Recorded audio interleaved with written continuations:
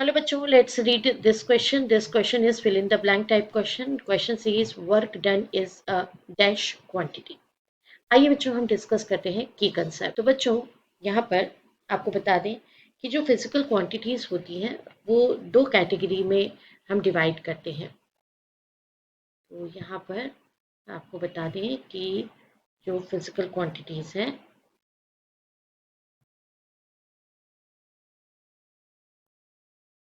For example speed, velocity, distance, displacement, force, momentum, ये जितनी भी फिजिकल क्वांटिटीज हैं, ये वर्क डन, तो इनको हम दो कैटेगरी में डिवाइड करते हैं। फर्स्ट कैटेगरी हम vector and second category scalar. अब आपको बताते हैं कि वेक्टर मीन्स कौन सी फिजिकल क्वांटिटीज वेक्टर में आती हैं। तो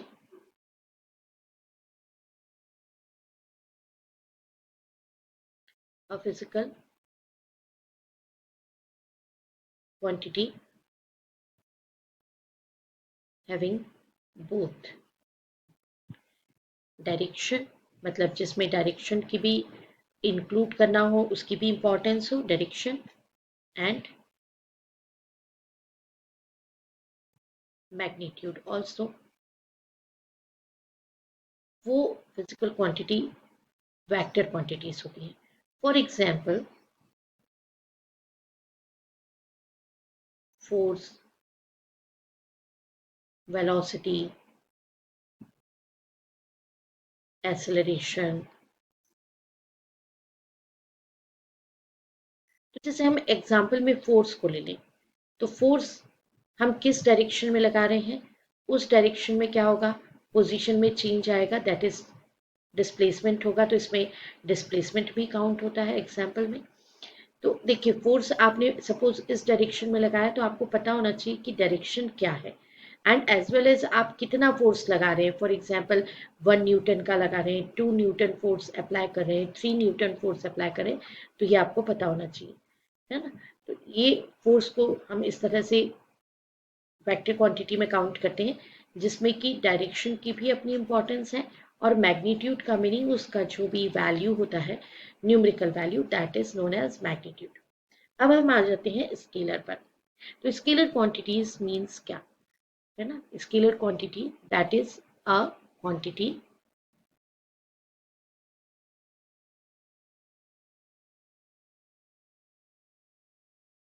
which does not depend on direction. वो सभी क्वांटिटीज स्केलर क्वांटिटीज में आती हैं। अब फॉर एग्जांपल स्पीड की बात कर लें हम, तो स्पीड है, फिर डिस्टेंस है, क्योंकि डिस्टेंस टोटल पाथ ट्रेवल्ड होता है। डिस्प्लेसमेंट इनिशियल और फाइनल जो पोजीशन है उनके बीच में डिस्टेंस को, टोटल डिस्टेंस को या टोटल पाथ कवर्ड को हम डिस्प्लेसमेंट बोलते हैं। यहाँ पे स्पीड, डिस्टेंस, इस तरह के कुछ एग्जाम्पल्स आप ले सकते हैं। तो अब हम बात करते हैं सॉल्यूशन की। तो देखिए बच्चों, सॉल्यूशन में हम वर्क डन की बात कर लेते हैं कि वर्क डन को हम कौन सी कैटेगरी में डालेंगे। हम वेक्टर उसको काउंट करेंगे या हम उसको स्केलर काउंट करेंगे। तो वर्क डन जो होता है is defined as a scalar because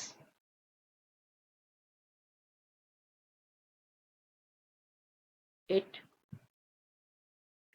depends on the net distance involved.